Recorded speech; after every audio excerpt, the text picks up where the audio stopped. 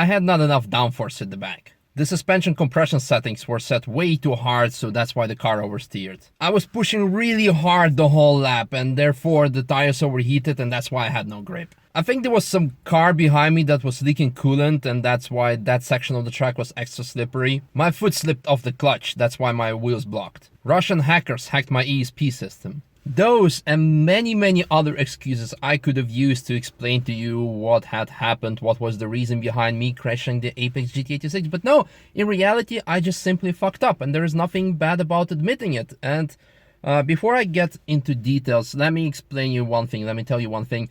I always personally think that whenever a driver gets behind the steering wheel of a certain car, it's always, no matter what, it's his responsibility to bring the car back home safely or bring the car from A to B safely. It's always his responsibility, because whenever, for example, whenever it's slippery, because it's wet, because it's raining, then it's your responsibility as a driver to adjust to those circumstances, to whatever possible circumstances. If there's too much traffic or if there is something with the car, then you need to adjust and drive within the safety limits. And I personally don't think that because it's me personally who drove and crashed the car, I should suddenly change my reasoning behind it and say like, yeah, but you know, I'm an experienced driver, so there was something with the car. No, it's always driver's responsibility. So in this case, it's also no different than that. If you want to hear more detailed explanation of what had actually happened, the evening before, the car has received Michelin Pilot Sport Cup 2 tires, which you could categorize under semi-slick tire. And for me, it's one of my most favorite tires, together with Pirelli Trofeo Rs. The grip is phenomenal. And before that, the car was sitting on the stock, I think, Primacy HP Conti Contact Plus, the stock tire, which is also fit on the Toyota Prius, and that's why the Toyota GT86 is infamous for, because it has those tires. It makes the car very fun to play with, but it makes the car also very unstable. Well, not unstable, I would say less grippy, and thereby with the low horsepower output that the GT86 comes stock with, it's easy to have a drift. But then again, if you want to drive competitive on a track, you'll not be competitive, but you're gonna have a lot of fun, because again, the car is very fun to play with. But let's get back to the point. I spent over 2,000 kilometers driving this car with those tires. I even entered Dutch Time Attack Championship, the competition with it, and I realized, yeah, it's fun to drive, but I don't have enough grip to have fun with. So I always stayed well within the limits. I also spent many thousand kilometers driving previous GT86s with the same tires for the company I worked for in the past, and now suddenly the car had those Cup 2 tires, and the car did 3 laps before that on the day with the Cup 2, 1 with Robert, 2 with the customer, and after that I decided to hop in and have fun. And my god, I was amazed by the amount of grip that the car suddenly had. I just, whatever I did, I couldn't get the car sideways. Okay, apart from the second corner, because the tires were still cold. And for example, if you look at this fragment over here,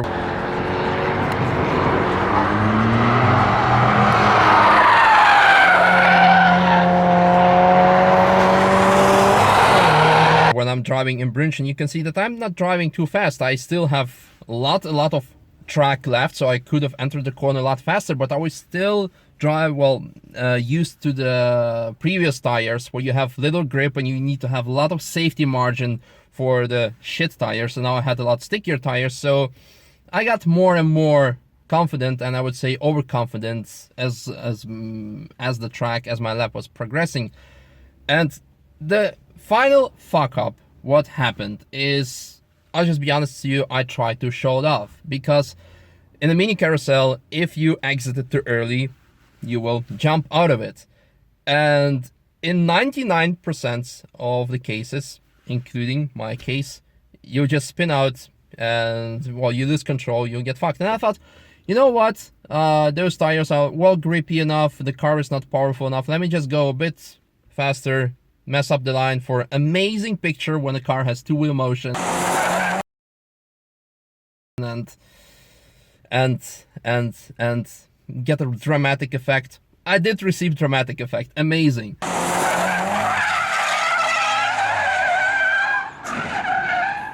Well, let that just be a lesson to everyone, including me and also to you. Whenever you try to show off, don't ever try to do that on a Nürburgring. I always say, you can also hear that in all of my previous vlogs, whenever I enter the track, you can never ever impress anyone at the Nürburgring, but you can make everyone laugh. And this time I hope you had fun time, watch me crashing and explain you the stuff behind it. But seriously, I'm not gonna, like, again, there's just that, I messed up, that's the bottom line. But now a couple of extra things related to this crash. The fun thing is, I always wanted to make a video what happens when you crash, because a lot of people obviously ask me to explain what happens when you crash at the Nürburgring, especially since I'm involved with this car rental business, and it occurs, unfortunately, sometimes that the car gets slightly damaged, and what happens then. And I actually, a couple of weeks ago, I went to the Nürburgring management and I say, hey, I have an idea. I want to buy a shitbox and I want to crash on purpose and film what actually really happens, this whole procedure when a Vanguard truck comes and so on and so on. And they said, no fucking way we're gonna ever give you permission to film that, because, just because, well, it's better not to show like bad things. And now suddenly it happened by itself. And don't ever think that I decided to take out our brand new car that we just tuned, just wrapped, and decided to crash it. No. So, yeah, but it still gives me an opportunity to talk about those things. So, before I start, let me first of all say huge, many thanks to all of you, and literally all of you, because I haven't received a single, not a damn single comment saying like, oh, retard driver, or stupid, or this, well deserved, finally, crap at this, because in the past, I crashed before, okay? Well, on the track, I had one more, two more crash if you count my wheel falling off, but I didn't really crash. I stopped before the barrier when the wheel fell off. And then I had a crash in 2012 with my time attack Subaru Impreza, when I was young and stupid, and just stupid, not young anymore. I decided to go out on the track when it was even snowing. There was this wet snow, you know, when the temperature is just 0 and there's still snow falling out of the sky, but it's melting on the track. And I decided to go out on a set of semi-slicks in the snow. And what happened? The second corner I crashed. But no, I was young and stupid. I thought, ooh, I have all-wheel drive, Subaru Impreza, I can go full Colin McRae. No, this is just, I hope you can see it, low brain. The same thing that happened now with the carousel, low brain action.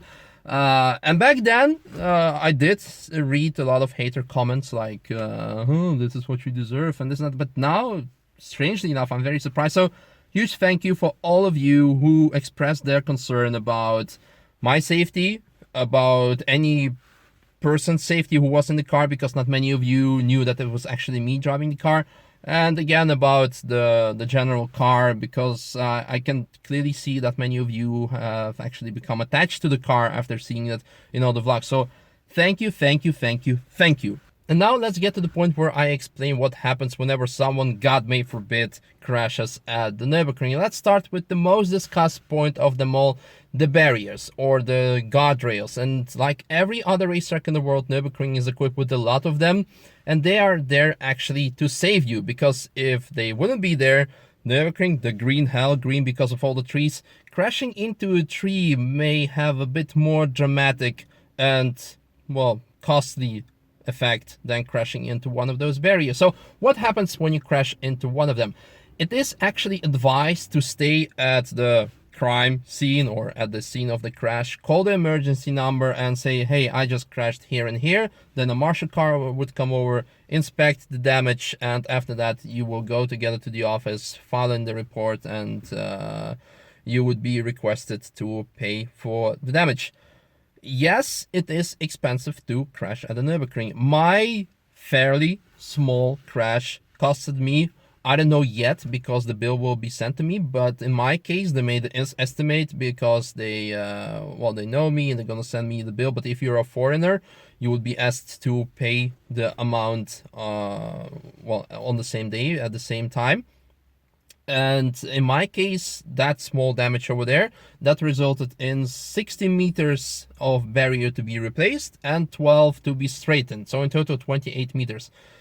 And all that together, including labor costs, would cost me between 1,800 and 2,000 euros. Whenever I get the bill, I will show it to you. And well, there's that, a warning. Huge myth busting action right now. There are a lot of stupid and rumors that make me quite angry, to be honest. That people say, oh, whenever someone crashes, they make you pay for it, and then they will not replace the barrier until it's completely broken. This is such a bullshit. Because, again, those barriers are there to save people's lives. If the barrier is damaged, it's not working properly anymore. It cannot absorb any other impact. And if that would happen, no racetrack in the world, including Nürburgring, would never risk such a thing to be busted because they didn't change the crash barrier. And to finalize the thing, to finalize this whole explanation, those 16 meters that I have paid for, 28 to be precise, but 16 to be replaced, I am able to pick them up from the company that is handling all those crash barriers. So I called them, well, actually Daniel called them and said, hey, we had this accident, could we pick them up? I said, yeah, sure, come over. Hallo, Daniel Krisenauer. Ich hätte mal eine ganz spezielle Frage gerade. Und zwar, am Sonntag hatten wir mit einem Auto von uns einen kleinen Einschlag auf der Nordschleife. Und wir würden uns sehr freuen, wenn wir das Stück Leitplanke irgendwie kaufen könnten von Ihnen. Ist das möglich? Ja, genau das Stück, das wäre ein Traum. Alles klar, ich danke Ihnen vielmals. Bis dann, tschüss. So it sounded quite positive. so we can pick it up or what? Yeah, maybe we can pick it up. She's just going into the container. Did she say anything about the fee or? Yeah, she said probably you have to pay Extra. trash fee. But it's not gonna be like hundreds of euros. No, I think it's 5 or 10 euro. Thank you. Oh! Thanks a lot. You're welcome. So, if you find it fun, just go to this company and pick up this place. So those barriers are actually getting replaced. So whoever gonna come up with this stupid bullshit, again, one more time. So whenever you hear someone saying that Nürburgring is only making money of them and they're not replacing the barriers and blah, blah, blah, blah, just tell them to shut the fuck up, okay? Now, it can occur that your car gets totaled or it will be damaged in such a way that it will be unable to move on its own. And in that case, there will be the world famous, or at least Nürburgring famous, Bongard truck, and you will become a member of a Bongard club. Extraction truck for which you also need to pay. With exception of some, or I would even say most track days, but on the public, Touristenfahren public days, Nürburgring, Nordschleife driving, you would pay between 150 and 200 euros. Those numbers always vary because it always depends where the truck is going to take you to, and then you would pay the amount of the traveled distance. So sometimes if it's a rental company would always ask the truck to bring you to their base, or if it's you can either ask them to bring you directly to the junkyard or to whatever, to the hotel, or and so on, and then the price will be calculated and you'll be charged accordingly. Finally, personal request and piece of advice: if you're gonna crash the front of your car but you can still drive on your own, but you're leaking coolant or even oil, do not try to drive back into the pits, because first of all, I've seen cases where people just fuck up their engines because they don't get any cooling or lubrication, and then they just bam, gone. So you'll be just, well, messing up your own car. And second of all, leaking all those lubricants is very dangerous for the other users of the track or the public road, if we may say so. And you will be, first of all, charged with the cleanup costs. And second of all, if a crash will occur with another car because you spilled coolant, police will come, file a report, and you will be charged with the cost incurred to the other vehicle. So again, just tip to stay on the place of the crash and handle it by the book. And most important thing, do not ever try to flee, like exit Nürburgring, just take off, because that's like a very, very bad crime, very severe crime, and you're gonna have a lot of trouble. I'm not gonna even try to explain. And finally, if you have crashed a rental car, whether it's Apex Nürburg car or any other rental company car, you will be charged with insurance excess. Every car and every rental company have their own levels of access, and it varies between a couple of thousand up to tens and even 100,000 euros. If you drive a Porsche GT3 RS, for example, then you would need to pay up to a certain amount of that, of that money. So that means if you sign that, for example, the GT86 of Apex, the insurance excess is 20,000 euros unless you take additional insurance.